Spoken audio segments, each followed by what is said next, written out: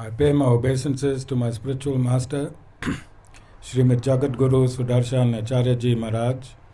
I pay my obeisances to Lord Sri Ramanuj. I pay my obeisances to our Purva Acharyas. I pay my obeisances to our 12 Alvars.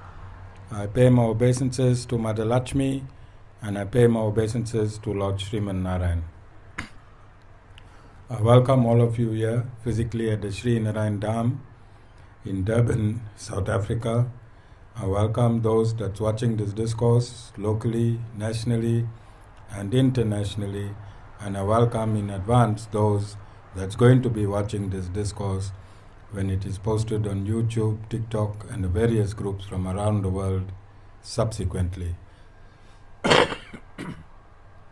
Excuse me. I've stated on numerous occasions that our topic on oneness and social cohesion is not something that is found in all the ashrams around the world. Most of the ashrams practice and preach sectarian aspects of the Vedas. And by me embarking on my mission on oneness and social cohesion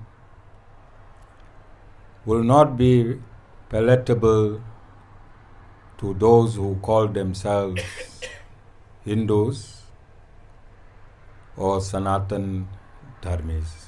They would not feel comfortable that the Guru is bringing people of all races, all cultures, all traditions together.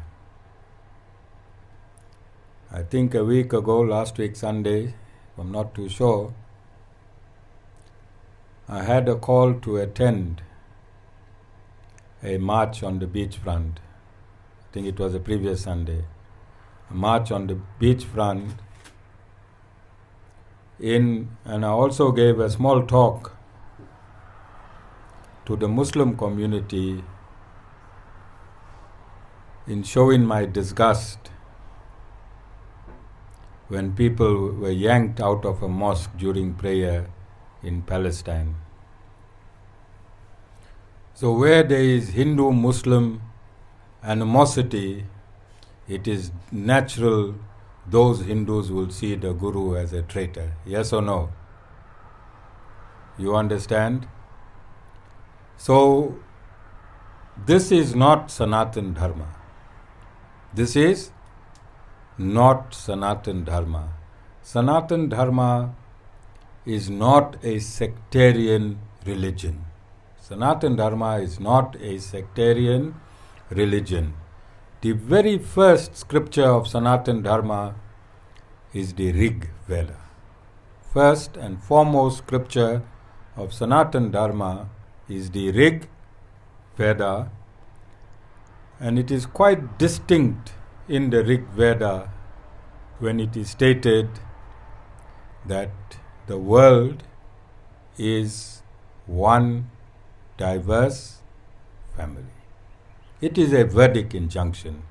It is a law cast in stone that the world is one diverse family.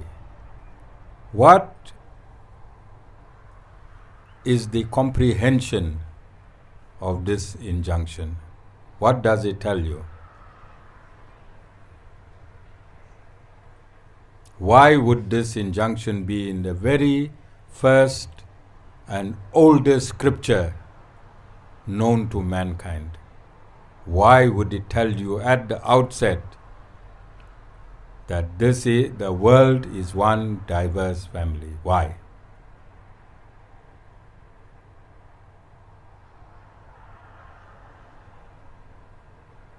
Because God is entrenching unity in diversity. Is he not? Right at the outset, scripture number 1 in Sanatan Dharma, and the very first scripture ever known to mankind since creation, the Rig Veda. The Supreme Lord is instructing those who are going to be versed in the Vedas to unify the diversity. Is it not? At that time there was no Islam. At that time there was no Christianity. At that time there was no Judaism. At that time there were no religious systems on earth. During the Vedic period, the practice was Sanatan Dharma. There was no religion. There was no such thing called Hinduism. There was no such thing called Hinduism. There was only Sanatan Dharma. All of you understand? But the upcoming religions, from the point of view of the Rig Veda, had to be embraced through the Vedic system. Yes or no? And this is why the Supreme Lord, millions and billions and even trillions of years before any religion came on this planet, he already said that the world is one diverse family. What else is sectarian in humanity? What else is sectarian in humanity? Race. Is race not sectarian in humanity? Does this verse embrace the different races? Does this verse instruct you, whoever is a follower of the Rig Veda, that you must embrace all races as one? Does it instruct you? At that point in time, at creation, all races appeared simultaneously. All races appeared simultaneously around the world, around the globe. Blacks, Asians, there's no Indian race. There's no such thing as Indian race. Indian is a name given very recently by the colonizers. Those who lived in the continent of Asia are Asians. Those that lived in the continent of Asia are Asiatic Asians. And those that lived in Africa are Africans, black Africans. And those that lived in Europe are Europeans. In South Africa today,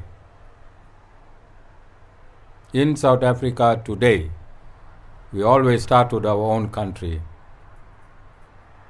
How is the race divided?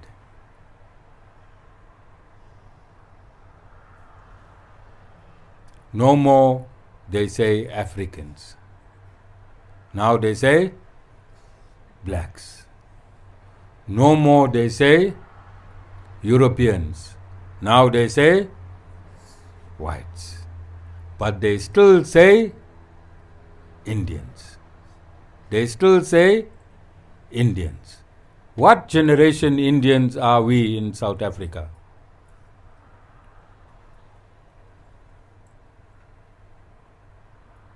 Third, fourth, fifth, sixth generation Indians, all our babies.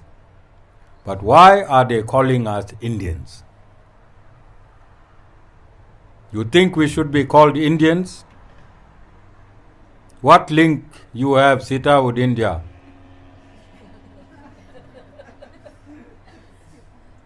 You're living in South Africa, but you are branded an Indian.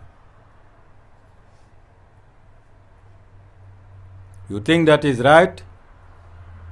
You think somebody should inform the government that we do not want to be identified as Indians? You think we should be identified as Indians? We shouldn't.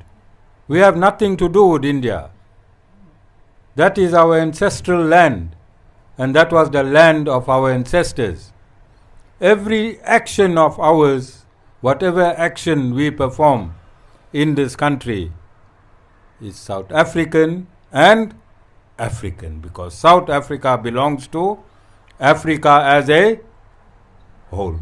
Yes or no?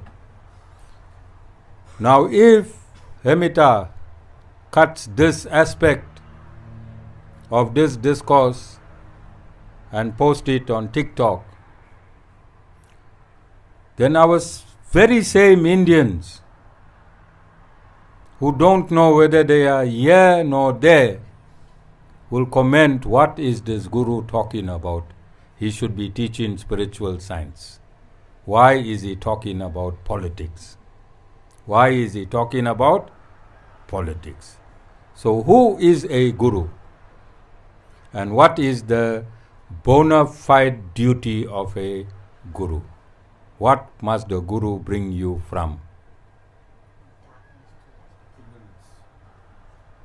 Aren't you in darkness if you're calling yourself Indians?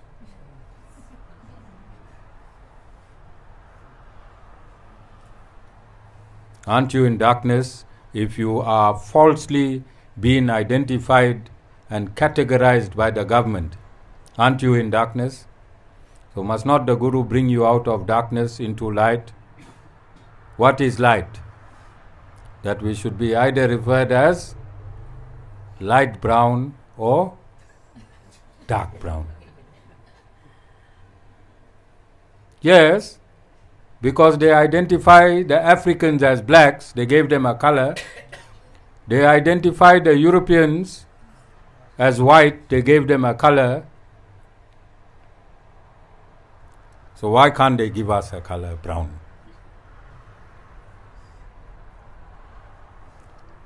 And then colored. That's a mixture of brown, black and white. All colors. I'm serious. It may seem like a joke, but I'm serious. And we should be discussing this. We should be making attempts to fix this false identification.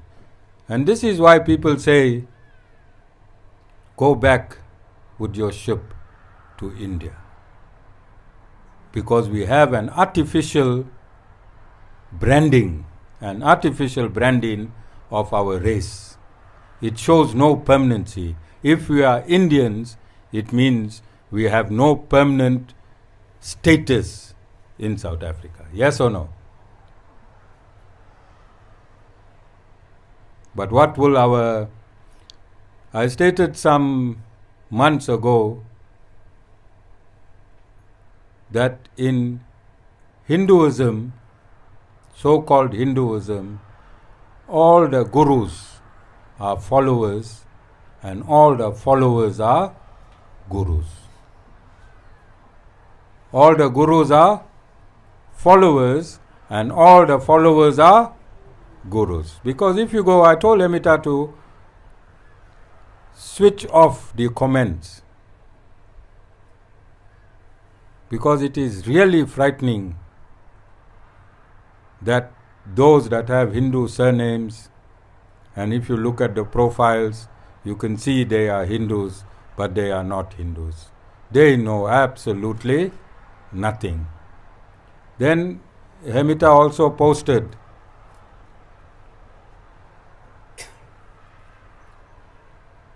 a snippet of the Aarti, and they went on to the Aarti and they saying, me never worship a man. You understand?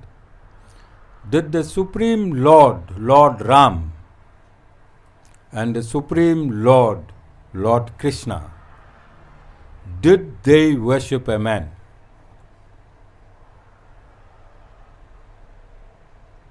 Did Lord Ram worship a man?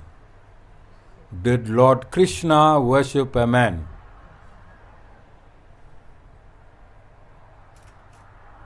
Who did Lord Ram worship? Who was his guru?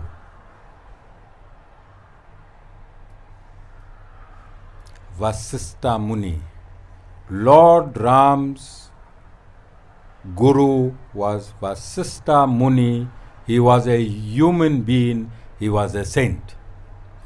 Did the Supreme Lord, the creator of the saint, bow down to the saint's feet and take blessings in every action of his life? Did Lord Ram do that? Then these commenters on TikTok, these so-called Hindus who'll never worship a human being, it means they are superior than Lord Ram and they are superior than Lord Krishna. Did Lord Krishna wash his guru's feet? Did he also wash the feet of 2,000 Brahmins? Did he wash the feet of 2,000 Brahmins? Did he bow down and worship his guru, Sandipan Muni? Yes? So whoever do not want to worship a guru, or whoever find worshipping a guru is improper, then they do not belong in this, on this planet Earth. They do not belong in this universe, because the creator of this universe, the creator of this universe, by instruction and example, by instruction and example, have shown that bona fide gurus must be worshipped and must be surrendered to. Must be surrendered to. They led by example. They led by example. Sanatan Dharma is not a religion, it is a science. It is a science. And in science, you have to have examples. You have to have experiments. You have to have tests. And you have to have proof. So who is the greatest and the absolute scientist? From whom does physical science emanate? From whom does mathematics emanate? From whom does biology emanate? From whom does all aspects of this universe emanate? It has to be the greatest scientist. Because everything in this universe is science. There is nothing in this universe that is not science. Everything is in the periodic table. Is it there or not? And when you mix everything that's in the periodic table, you get whatever you get today in this universe. You yourself, what is the difference between your body, the body of an aeroplane, and the body of a truck? What is the difference between all these bodies?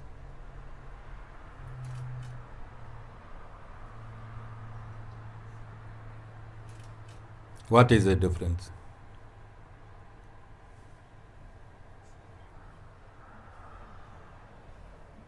Any difference? If you break down all the elements, it's the same. Break down all the elements is the same. It's just a proportion of the elements together with the inhabitation of the soul. This is a dead body that you are wearing. The body that all of you are wearing is dead. It is only animated by the presence of the soul. It is only animated by the presence of the soul. The minute you remove the soul, the body starts decomposing. Yes or no? The minute you remove the soul, the body starts decomposing. What does decomposing mean? What is decomposition? What it means? Yes, Premila, rotten. All of y'all can hear? Rotten, because always associated with something else that you do which is rotten. You eat rotten meat. Like your body that decomposes the minute the soul leaves, chicken, fish, sheephead, trotters, all these bodies start getting rotten. All these bodies start getting rotten. So what do you do to stop the rot? What you do to stop the rot? You put it in your mortuary.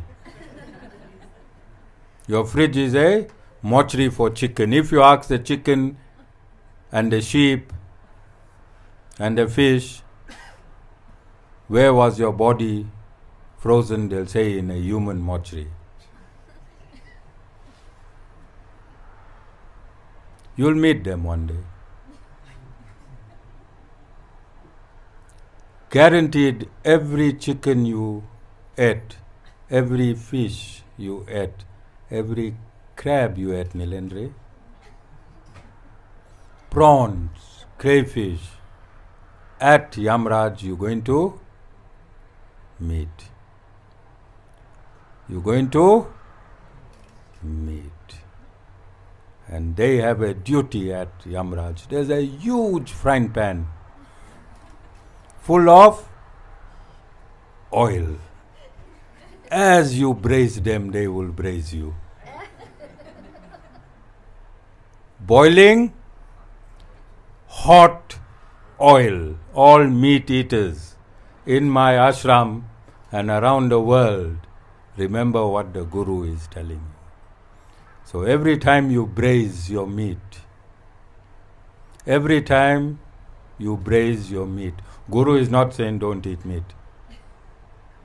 Every time, ladies, you braise your meat in your kitchen, remember one day you'll be braised in the same way. I hope you enjoy your meat dishes going forward. And those of you men that's not braising, the conviction is the same. Every time you bite that meat, Rakesh Bhai, and Rakesh Bhai likes the marrow. Every time you pull the marrow, remember one day somebody will be pulling your marrow. This is the beauty of Sanatan Dharma. This is absolute science. For every action there has to be a reaction. Is that a law or not? So if you eat something that is prohibited, then you have to pay the price. If you don't pay it whilst you are alive, you'll pay it when you are. You don't really die, you just change this body. In the intervening period of changing your body, in the intervening period of changing your body, we have Mr. Dharam Raj and Mr. Yamraj. Dharam Raj is the judge. So there is a perfect spreadsheet. If human beings could create a computer and get such beautiful analysis done on a computer. One button. Ask my Vishwadhar, my chairperson. He's an analyst. One button and the computer will do everything. Everything for you. So let me see now. Rakesh bhai, when you go to Yamraj, whenever, one button, how many souls, bodies did Rakesh bhai eat? One button, Dharam Raj will get the whole list. Premila is very worried. Because Premila is blazing. And although she's a vegetarian, she's bracing for her son. Punishment is the same. So every time when she make chui, mother and son will be chewing on.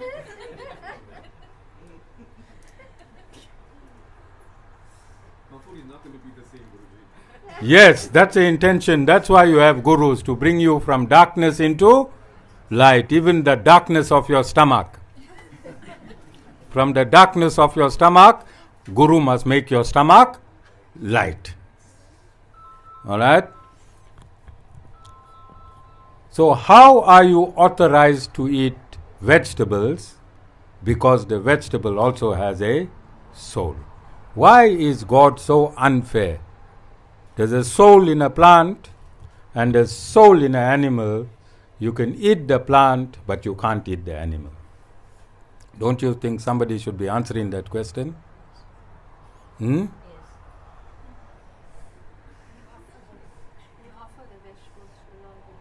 Why don't you take your cow and your goat and offer it to the Lord? What stops you? He has to give us something to eat, so he gives us the vegetables. It's called the ecosystem. Everything that exists only has a temporary life. Where do you get pain?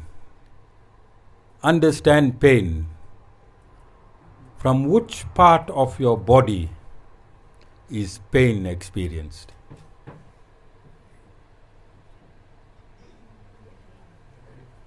Brain. What is connected to the brain? Nervous system.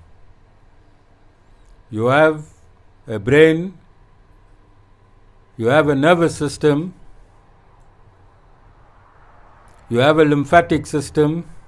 What other systems you have? Digestive system. Look at how many systems in you. How many systems are prevalent in an animal? Is there a nervous system in a plant? Does a plant have a brain? Does a plant have nerves? Will the plant feel any pain if you take a few leaves? All of you, ashram got enough herbs. Before going home, Mataji will make a plan, even bin bags. Because when you braise that herbs, it's legal. No activation on any spreadsheet. No activation on any spreadsheet. You understand why God created fruits and vegetable in such a manner that it can be consumed by human.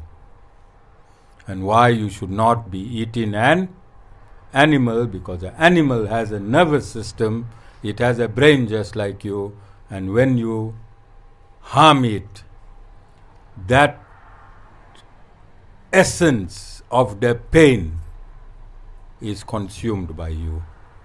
Every cell of the meat you eat, let's break it down simply. One beautiful piece of chops, so big chops, with the fat, strip of fat on the end. How many cells are inside there? Just in one piece of chop, forget the whole sheep or half a sheep. Just, Rakesh bhai, inside. Premila, when you braise in the chops, how many cells are getting braised? How many thousand cells inside that one piece of chops? All is carrying the transmission of pain at the point of death.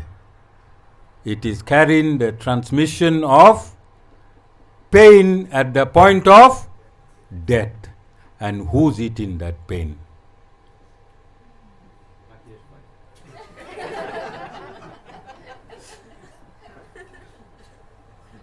Is everything that is made in this universe is made of energy. Energy cannot be created, neither can it be destroyed. Yes or no? Again I said, the Supreme Lord is the absolute scientist. So the energy of life in an animal that is cut short, where will that energy be transmuted?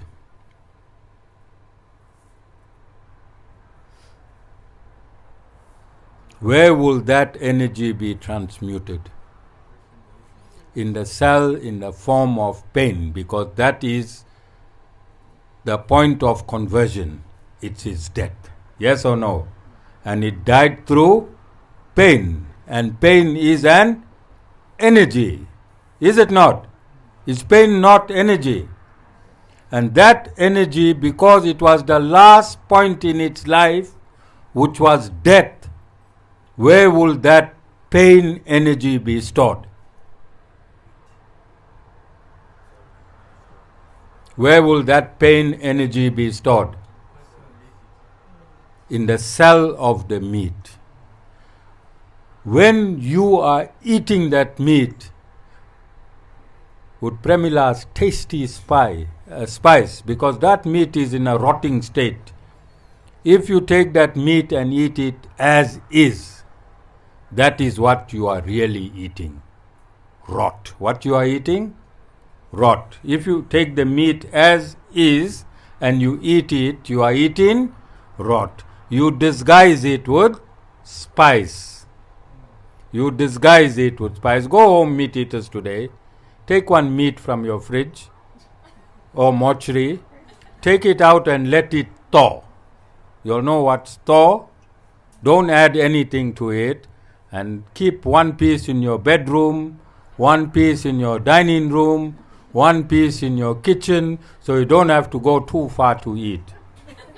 Take a bite wherever you are. Take a bite wherever you are and smell your fingers. Take that meat, rub it over your face as well. Why making yeah? Because that's what you eating. You eating the same rot. How does meat start rotting?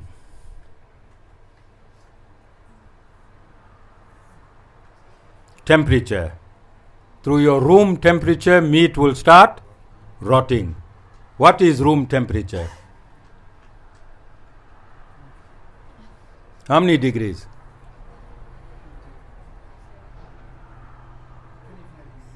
25 degrees. It will take a few hours to rot. You take the same meat and you put it in your pot, it rots at 100 degrees Celsius. You expediting the rot. You just speeding up the rot. That same rot, if you put that meat in water, no salt, no spice, just water at 100 degrees, it becomes soft, then let it cool down and have a tasty meal. So eating meat as it is a very rotten affair, is it not? I'm serious. Is it not a very rotten affair? Eating meat as it is a rotten affair. You are under illusion meat has taste. That rotten meat, does it have taste? Or is it bland? Meat on its own without any salt, does it have taste or is it bland? Bland means tasteless. Bland means tasteless. That chicken is tasteless. That sheep it's tasteless. That prawns is tasteless. You add artificial taste and lie to yourself that the chicken curry was so tasty. You are deceiving yourself that the rotten meat that you are eating is so tasty by you artificially making it tasty. Yes or no? But if you boil a potato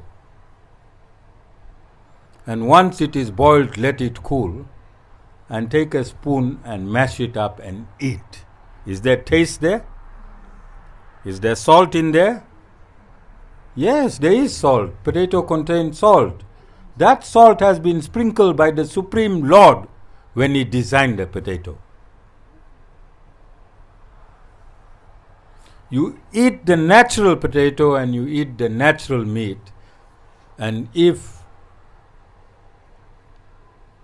there is no such thing as spices and salt, will anybody ever eat meat? Any human will eat meat if there's no spice, no salt. Do you understand? So you think the Supreme Lord, Lord Shri Krishna in the Bhagavad Gita, when He says, you can offer me water, you can offer me a leaf, you can offer me fruit, He don't say offer me half a sheep.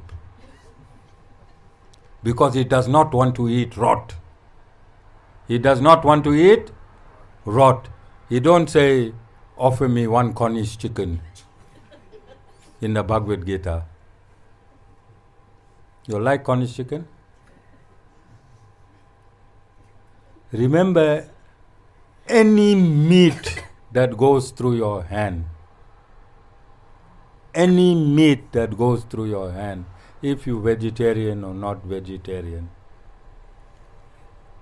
Premila, if somebody stole my clock and told you hold it for 10 minutes, and I called the police, and it was known as evidence you was holding that clock, you know what it's called? Accessory after the fact. So you are as guilty. You are as guilty like stealing my clock when you cook in that meat. Rakesh bhai, I'm just helping to expedite your journey into vegetarianism. Alright? And as a son, I don't think you should be making your mother the accomplice. Yeah. Yes, unfair of you. Alright? Your crime in partner, Satish Bhai, is watching this discourse in Joburg. He's watching this discourse in Joburg. And I hope he understands the implications of what the Guru is saying. It won't be righteous of the Guru not to give you information that is in the Vedas. Lord Ram is not going to come here and tell you, Rakesh bhai, don't eat meat.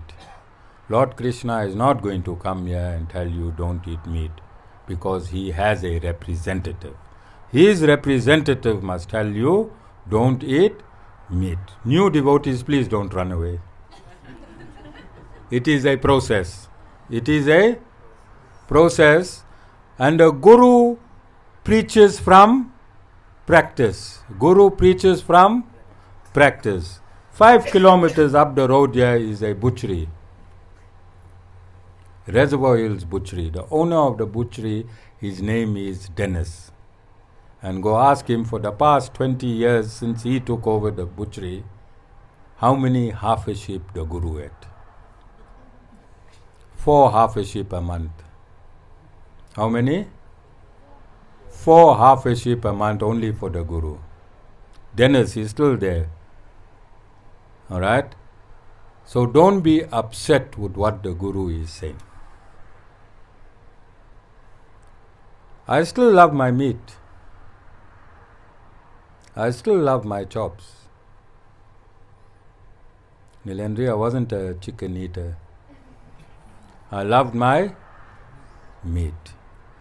But because I follow God's instructions and I follow my Guru's instructions, I as a human being have to leave what I love.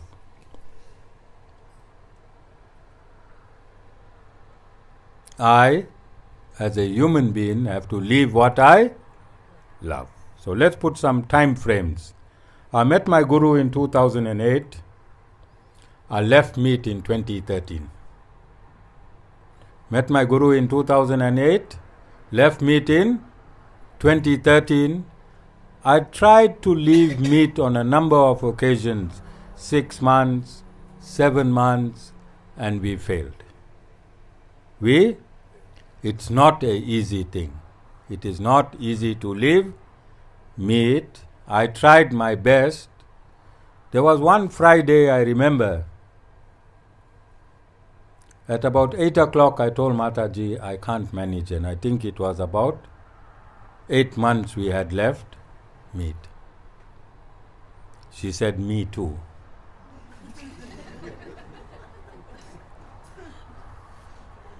I said, what must we do? She said, Nando's is open. So we drove down to Nando's.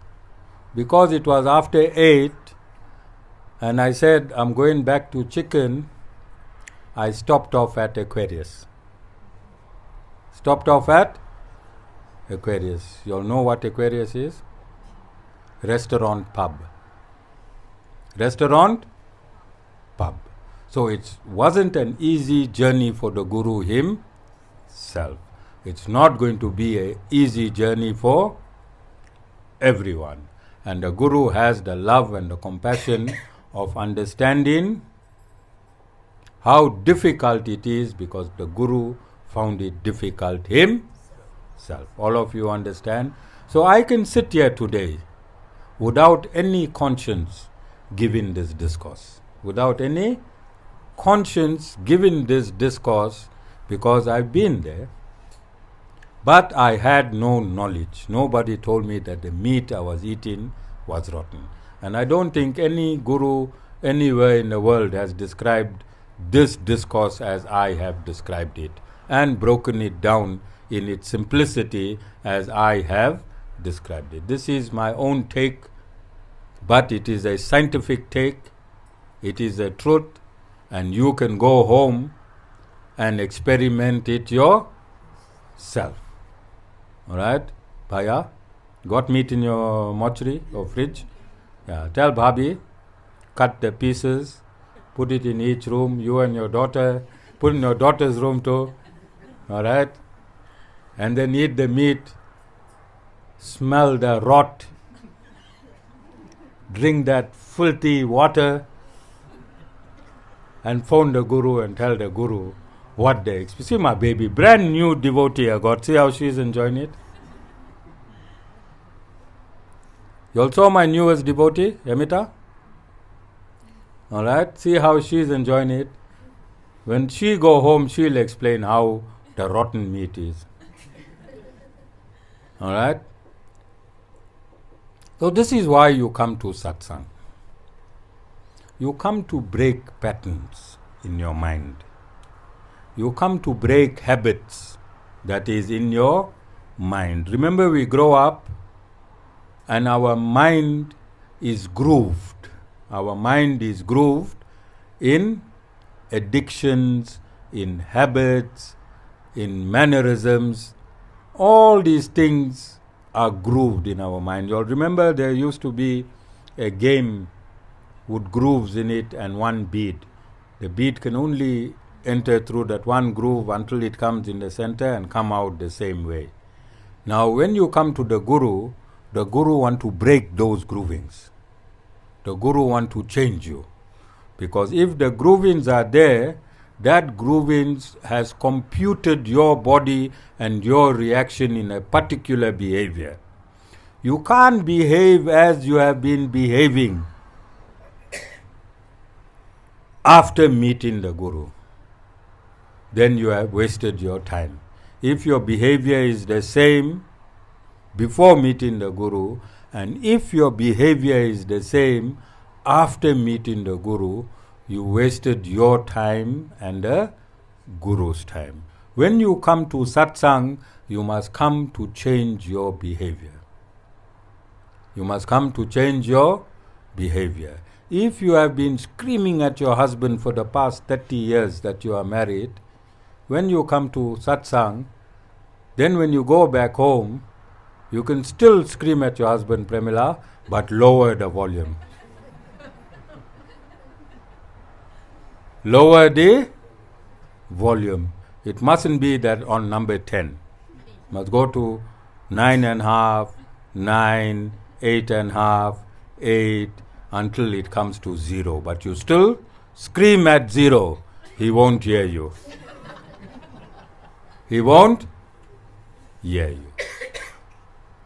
All of you understand? What is the use coming to satsang if you don't change in the direction of divinity? Even if you are used to screaming at your children, hounding your children, even if the children are naughty, start talking to them in a different tone.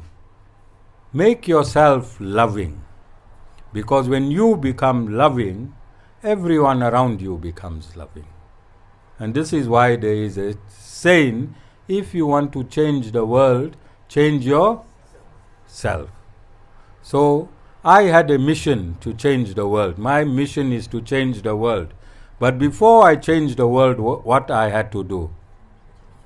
I had to stop drinking, I had to stop smoking, I had to stop eating meat, and I had to stop giving kanpatis. You all know what are kanpatis? I had to stop booting, I had to stop kicking, I had to stop punching, I had to stop heading. Alright? I had to do all of these things, and only when I came right at the age of 51, it took me many years to come right. When I came right at the age of 51, my Guru handed me the baton. And he said, "Go, my boy, now you are ready to change the world." And from this ashram, at 28 Dunstaple Crescent, Reservoir Hills, in Durban, South Africa, I started changing the world one atom at a time. One atom at a time. I've already achieved changing the political consciousness of South Africa. You will see next week. I already achieved changing the inter-religious consciousness of South Africa. I already achieved changing the intercultural consciousness of South Africa.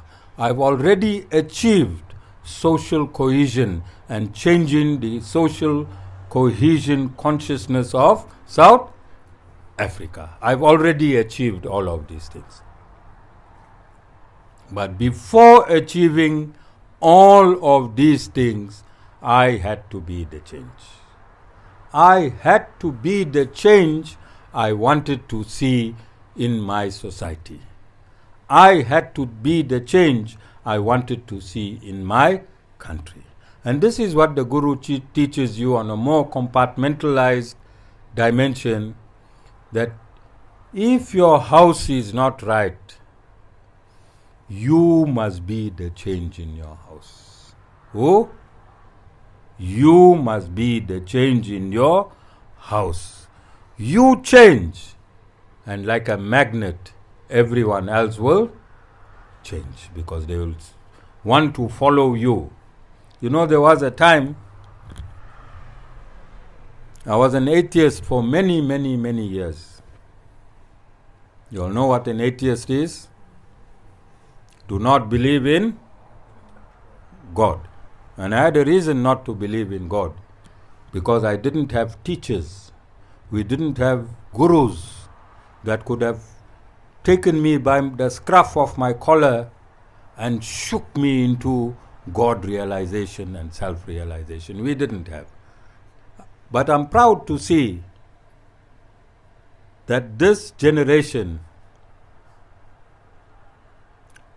there is a lot of cultural affiliation by the younger generation. When myself, Mataji was growing up, I met Mataji in Standard 9 in school. When we grew up with the 80s music. You know the 80s music, the 90s. I hear it now, my sons play it, and I go back into that world. Good music. Good music. There was no culture in our time. And now I see on TikTok, I see Indian girls, I even see Indian aunties, Indian ladies from all ages on TikTok. They are in their culture, singing their chutneys, their bhangras. They're moving with their dots. They're hearing nothing. They're getting their views. But it's a good thing in a way that our culture is continue. In my time, no culture. Nobody could explain to me. My one mama is Hanuman devotee, another mama is a Shiva devotee, one is a Vishnu devotee. Same father, 3 sons, 3 different dimensions. What happens to you? What happens to you? Then I should notice the same Hindus, when they become Muslim or Christian, they become better than the best Muslim and better than the best Christian. Why?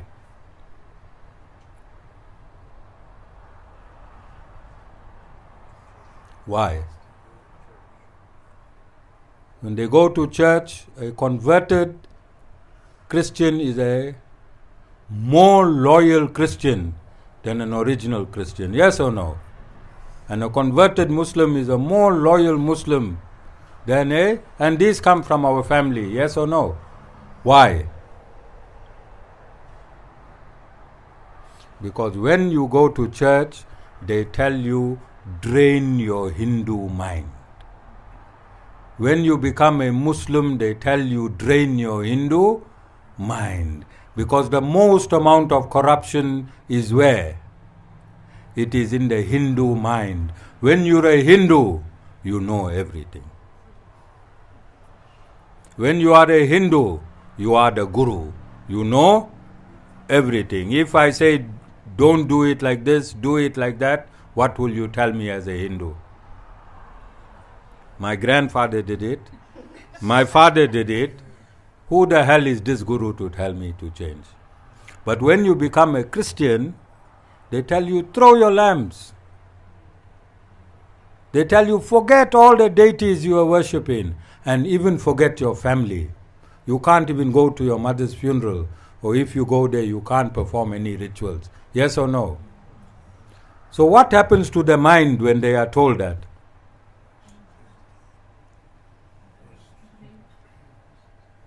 It is reprogrammed. It is reprogrammed. So they don't carry any of the Hindu know-it-all into Christianity. Hindu know-it-all into Christianity. There they surrender. There they surrender. Why can't you surrender to your own Guru in Hinduism and throw the Hindu know-it-all? Why can't you do that? Then the Guru is a fake. That Guru knows too much. We did it all my life like this. What that Guru knows? One stupid comedy, Karo Charo, took him on. He can't handle that comedian, Karo Charo. But he's coming to teach us how to change our lives. Do you understand? Am I being reasonable and logical? So as a Hindu, as a Sanatan Dharmi, instead of converting to a religion, remove the muck from your mind. Remove the muck from your mind. In everything else that you do, you follow procedure, yes or no? When you cooking, you follow procedure of your stove? Yeah? When you bathing, you follow procedure of the bathroom? Yeah? When you're driving in the road, you follow procedure. When you go in the airport, you follow procedure. When you go to work, you follow procedure. Then why don't you want to follow the procedure in Sanatan Dharma? Bhagavad Gita. Bhagavad, there's no grannies and grandfathers in the Bhagavad Gita. No nani, nana, aja, aji, tati, tata in the Bhagavad Gita. If they are not here, there is a verse for nani, nana, aji, aja, tati, tata and all the Devis and Devtas. There is a verse in the Bhagavad Gita that Lord Krishna says. Lord Krishna says, if you worship your ancestors, after death you will go to your ancestors. If you worship Devis and Devtas, after death you will go to your Devis and Devtas. And if you worship me, after death you will come to me. Where are your ancestors? Where are they now? In which dimension are they now? In Pitralok.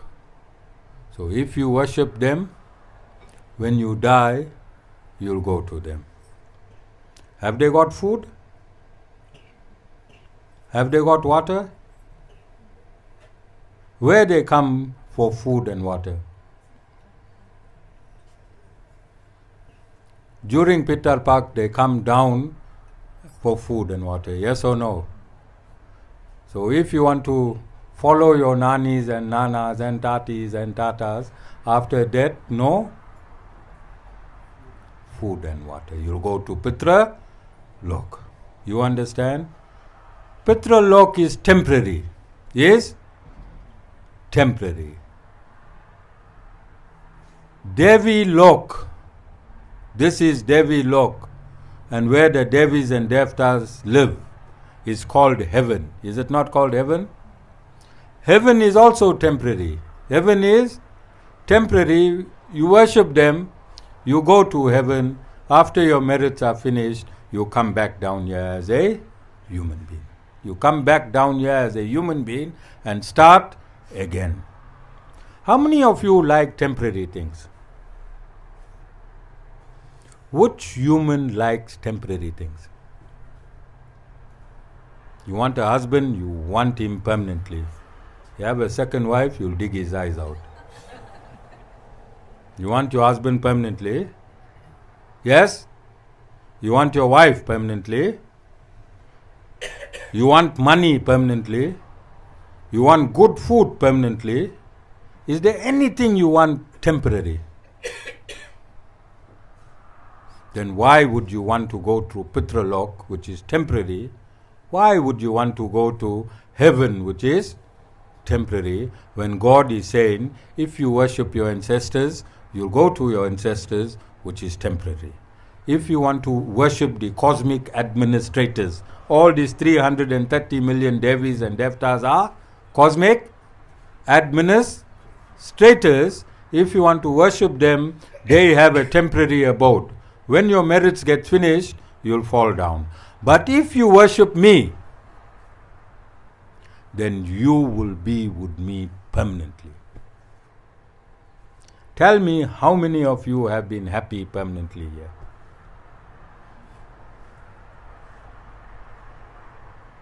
How many of you have been happy permanently here? But what are you always striving for? Happiness? You're looking for happiness in your husband, you're looking for happiness in your wife, you're looking for happiness in your job, you're looking for happiness in your children, you're looking for happiness in everything you do. Has anyone able to hold on to that happiness? Anyone? I was a businessman before I became a guru. I was happy eating my meat. I was happy drinking. I was happy smoking. I was happy in all those things in the material life. But I will never go back to it. Why? Because that was artificial happiness.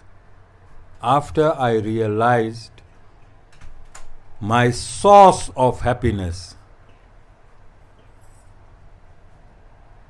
my reservoir of happiness, I won't go anywhere else.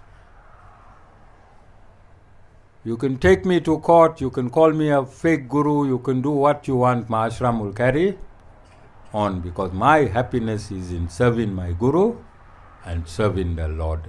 Ultimate happiness. You can't get more happier than serving your guru and serving the Lord. Why? Because that is the constitutional position of the soul. The duty of the soul is to serve the Lord and nothing else. We forgot that duty. That's what Sanatan Dharma means. Sanatan Dharma means the soul's eternal duty with the Lord. That is what Sanatan Dharma means. And that is what the Guru does. The Guru's job is to bring you to ashram and teach you how to get connected to the Supreme Lord. So just before I round up, I was a policeman for 9 full years. Throughout my life, I have been involved in law. I was a director in a law firm with advocates and lawyers, and my job was investigations. I was head of investigations. If an advocate wanted one bullet to win the case, I will provide the advocate with a whole magazine full of bullets to win the case. That was my job. That is how meticulous I am in evidence gathering. If a crime happens in my presence, if a crime happens in my presence, because I am a guru now, must I turn my head away from that crime? Okay, let's understand it this way. If I cross the red robo and I get a ticket and I'm a guru, am I compelled to pay the fine? If I have an X amount of money in the bank, am I compelled to pay tax? Yes? If I fraud you, am I compelled to appear in court, go through the process, and get locked up upon conviction? Does my guru-ness change my citizenship in this country? Does it change my citizenship in the country? So, I am a guru in a context, but whilst being a guru in a spiritual context, I am a human being and a citizen of this country. Pay my taxes, obey the law, do everything that an ordinary citizen does in the country. Yes or no? So if you commit a crime against me,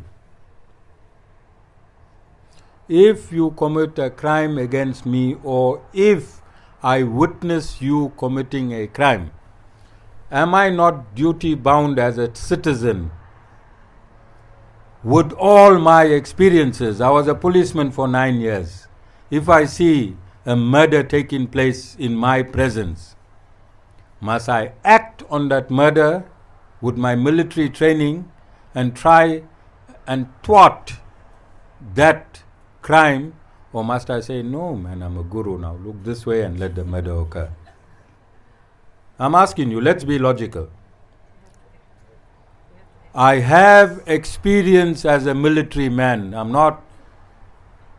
I must use my military expertise even though I'm a guru. Yes or no? It's only logical and commonsensical.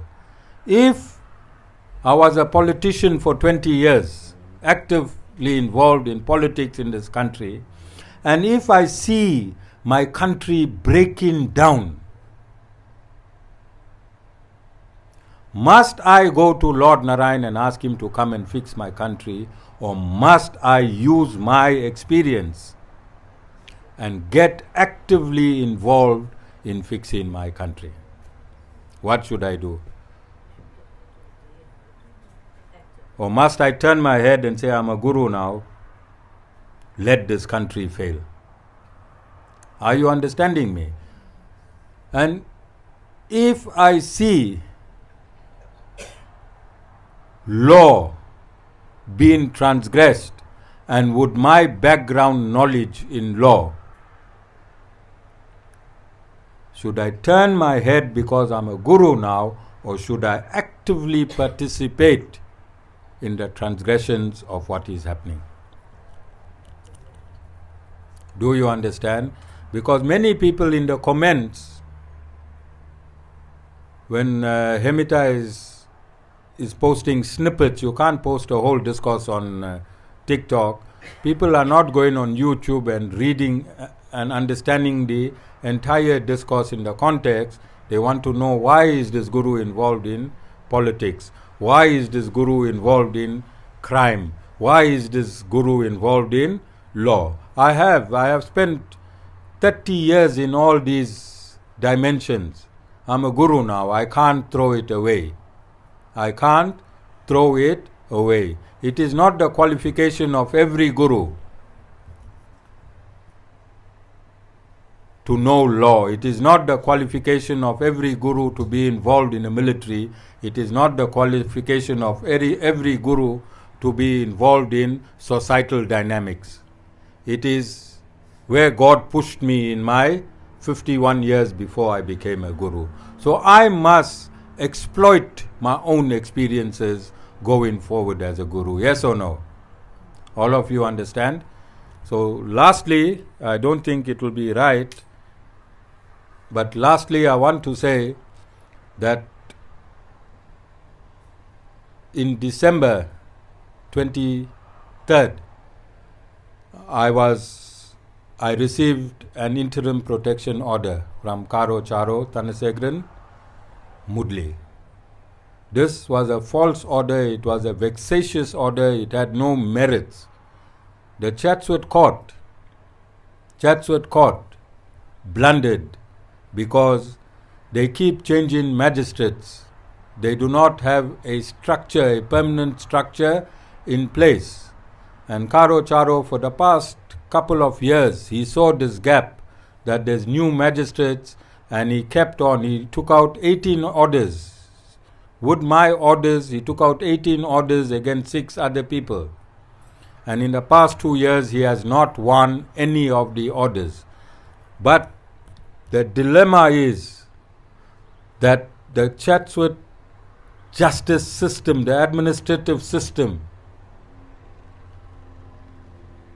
has no power to stop this delinquent, this vexatious person, to stop him from continuously taking orders, taking out interim protection orders.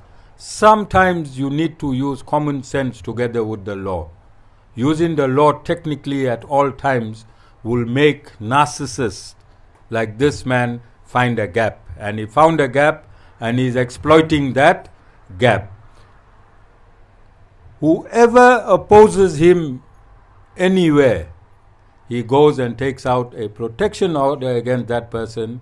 Then that person can't open their mouth. Then he goes on his vile platform. There is no other more vile platform on earth than Karo Charo's platform. No person has spoken such vulgarity with such vile descriptions than himself. And I want to say it. I want to say it. I have females here, and I want you to understand why I got involved in this case. He asked a particular female to open her legs so that he can pass a horse and trailer through. Has any human on this earth? I'm coming from the military. I'm coming from the Dashins, Warwick Avenue in Durban. I'm coming from places where we men talk and describe, but no such description has ever entered me. I'm 61 years old today. Then he has also stated to another female that she must open her legs so he can pour concrete into that cavity. Can a human being ever say a thing like this? There are two ladies who's receiving psychiatric treatment that have come forward to me and asked my assistance. You think as a guru, I was supposed to tell these people, no, I'm a guru, I can't help you. So I went after him. I went after him meticulously. I prodded him because I wanted him to open a false case against me, as he has opened false cases against these two ladies and other people, 18 false cases. But my planning was to prod him to such an extent that he goes and he opens a vexatious case against me. When he opened that case against me, then a narcissist is a person who is the aggressor. A narcissist, by definition, is a person who is the aggressor, and he has such finesse, he or she, that they can change the aggression and upload it upon the victim, and they become the victim. This is the sum and substance of the cases that he has opened. So he goes, he's a man behind his platform. There is no greater man, not Superman, not Spider-Man, none of these great personalities greater than him. But in court he's a sissy. In court he's a sissy. I don't want to use the M word with a double F. It's not guru-like. Right? So I'll use the S word. Sissy sounds, I can't say sissy in the ashram. Sissy means a man who acts like a woman in front of men when he can't confront them. That's a sissy. Imagine he has opened 3 harassment orders against females. But he calls himself MADHIR. But he takes out harassment orders against females. You understand? So he kept on playing the victim, and every time the evidence was pointing against him, he manipulated the judicial system. He manipulated. So he had a lawyer. Then he realized with his lawyer he is going to fail. Then he fired his lawyer. This is not the first lawyer he fired. But I wanted this case to be with me and him because I can stand not to toe with him. He's a demon. I can't stand toe to toe with a demon. I wanted to stand on his head. So from day one that he opened the case, I was standing on his head. But I didn't want to crush him. I'm just standing on his head. Then he asked his lawyer to make a deal with me and withdraw the case. I said, there's only one deal. You go on your social media platform, and how you accused me to be a fraud and a fake, go and invite, what you call them, netizens. Go and invite your netizens. then call them onto your show and tell them that I have now realized this guru is not a fraud and a fake. I am a fraud and a fake because nobody has seen my real face.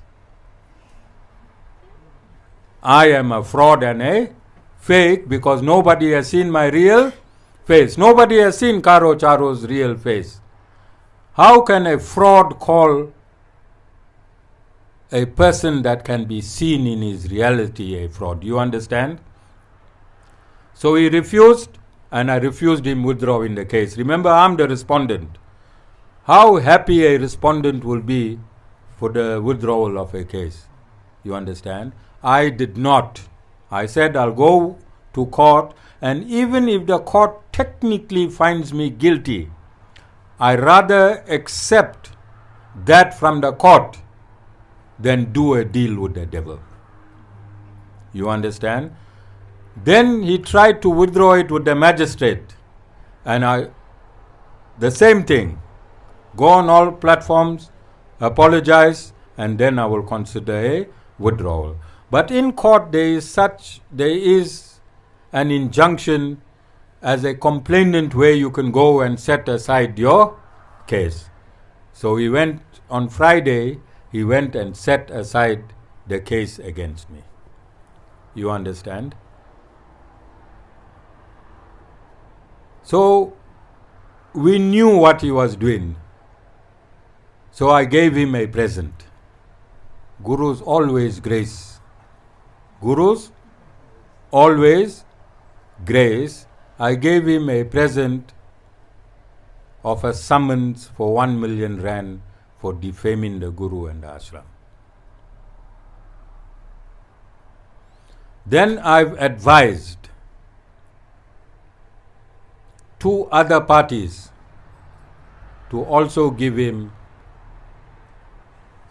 summons for defamation, which you will get in this coming week. Alright?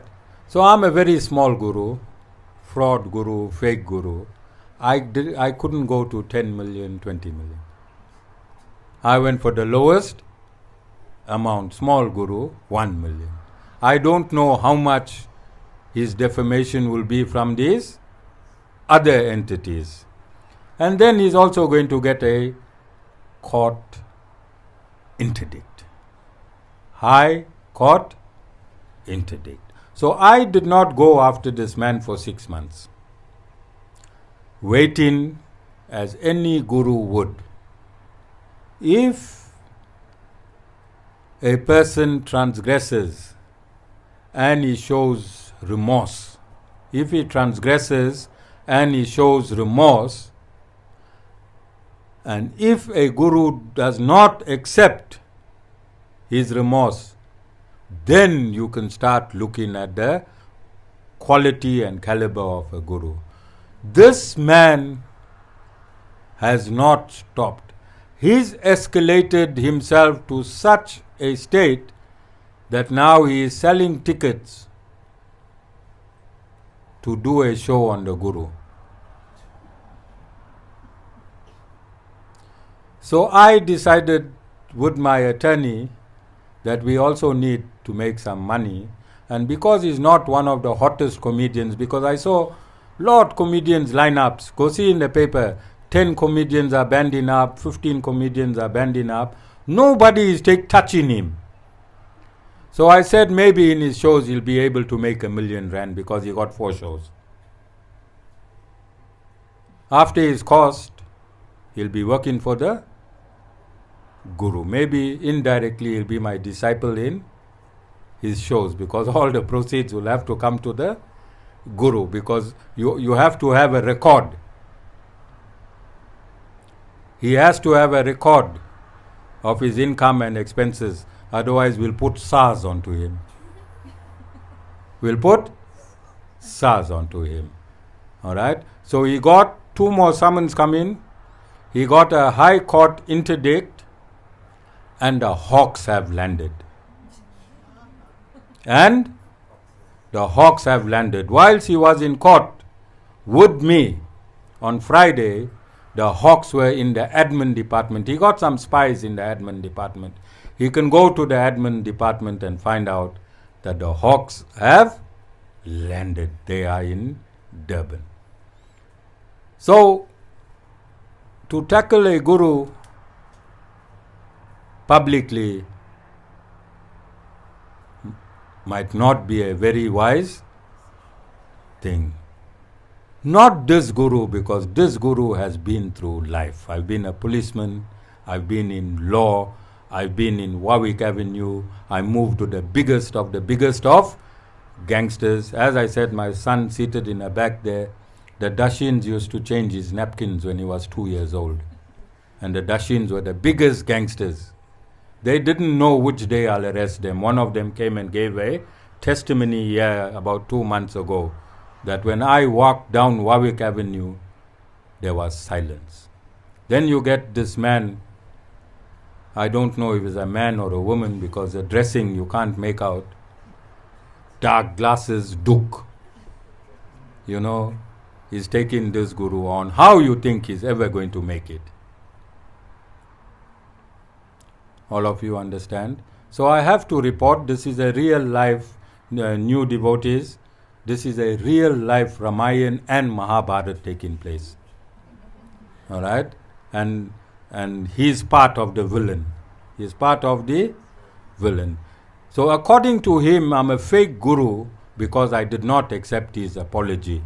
He said he became a disciple, and instead, after he called me fraud and fake, according to him, I supposed to place him on my lap, take out his dark glasses, take out his duk, take some oil, rub it on his psoriasis head, and say, my boy, please do not call the guru fraud and fake. According to him, that's a bona fide guru. He calls a guru fraud and fake.